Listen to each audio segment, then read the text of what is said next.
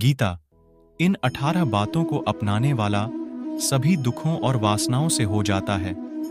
दूर जुआ, मदिरापान, परस्त्री गमन, अनैतिक संबंध, हिंसा, असत्य, मद, आसक्ति और निर्दयता, इन सब में कलयुग का वास है। भगवान श्री कृष्ण भगवद गीता में भगवान श्री कृष्ण ने न केवल ज्ञान की बातें बताई हैं, बल्कि जीवन जीने की कलाओं के बारे में भी बताया है। भगवान श्री कृष्ण ने अर्जुन को जो गीता का उपदेश दिया है, वह हर मनुष्य के लिए प्रेरणा स्रोत साबित हो सकता है।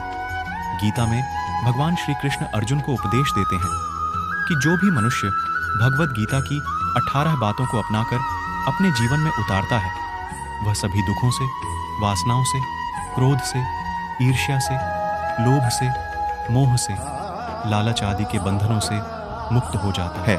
आगे जानते हैं भगवद गीता की 18 ज्ञान की बातें। 1. आनंद मनुष्य के भीतर ही निवास करता है, परंतु मनुष्य उसे स्त्री में, घर में और बाहरी सुखों में खोज रहा है। 2. श्री कृष्ण कहते हैं कि भगवान उपासना केवल शरीर से ही नहीं, बल्कि मन से करनी चाहिए। भगवान का वंदन उन्हें प्रेम बंधन में बांधता है। 3. मनुष्य की वासना ही उसके पुनर्जन्म का कारण होती है। 4. इंद्रियों के अधीन होने से मनुष्य के जीवन में विकार और परेशानियां आती हैं। 5. संयम यानी धैर्य, सदाचार, स्नेह और सेवा जैसे गुण सत्संग के बिना नहीं आते हैं। 6.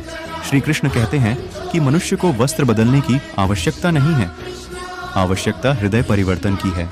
7. जवानी में जिसने ज्यादा पाप किए हैं, उसे बुढ़ापे में नींद नहीं आती। 8. भगवान ने जिसे संपत्ति दी है, उसे गाय अवश्य रखनी चाहिए। 9. जुआ, मदिरापान, परस्त्री गमन, अनैतिक संबंध, हिंसा, असत्य, मद, आसक्ति और निर्दयता, इन सब में कलयुग का वास है। 10. अधिकारी शिष्य को सद्गुरु, अच्छा गुरु अवश्य मिलता है। 11. श्री कृष्ण कहते हैं कि मनुष्य को अपने मन को बार बार समझाना चाहिए कि ईश्वर के सिवाय उसका कोई नहीं है। साथ ही यह विचार करना चाहिए कि उसका कोई नहीं है, साथ ही वह किसी का नहीं है। 12. भोग में क्षणिक, क्षण भर के लिए सुख है, साथ ही त्याग में स्थायी आनंद है। 13. श्री कृष्ण कहते हैं कि सत्संग ईश्वर की कृपा से मिलता है, परंतु कुसंगति में पड़ना मनुष्य के अपने ही हाथों में है। 14.